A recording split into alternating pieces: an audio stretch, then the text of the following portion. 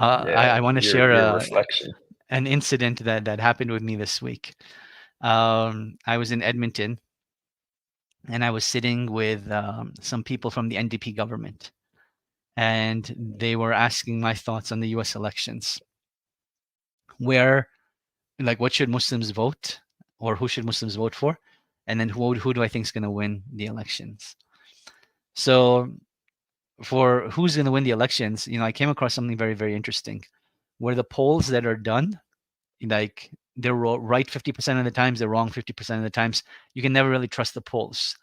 But do you know who's been right 97% of the times? Are the gamblers.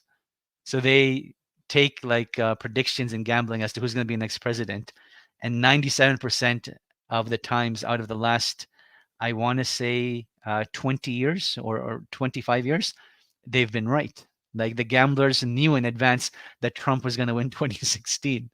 So I found that very, very fascinating. So I said, if you look at what the gamblers are saying now, Trump actually has something like a 30-point lead over Kamala Harris. So it's as if, Trump's going to win by a landslide. I think that's what people should anticipate and should expect if, history is any indication. Now, in terms of who should people vote for, I was like, I don't have an answer to this question. But what I will share is when I interviewed a House representative from Ohio a couple of months back, Munir Abdullahi. For those of you that are in the States, look her up. She's a young upcoming star in Ohio. I asked her, so who are you encouraging Muslims to vote for? And, she's coming on behalf of the Democratic Party. She said, I would tell Muslims to vote at every level except for the presidential level. Leave that part of the ticket empty. Answer every other part except for that part. Now, my reflection on all of this is, how do we understand unity when it comes to at times like secular elections? And I think this is where it's so important not to make the elections a religious issue and not a wala and bara issue. So you cannot say that a person is sinful for voting for a particular party, whether you vote Democrat, Republican, or if you vote, third party or independent. You can't say that a person is sinful. Nor can you say that a person will be rewarded just for the sake of voting. I think if a person has the intention that we want to minimize the casualties and stop the genocide, you will be rewarded for that intention without a shadow of a doubt.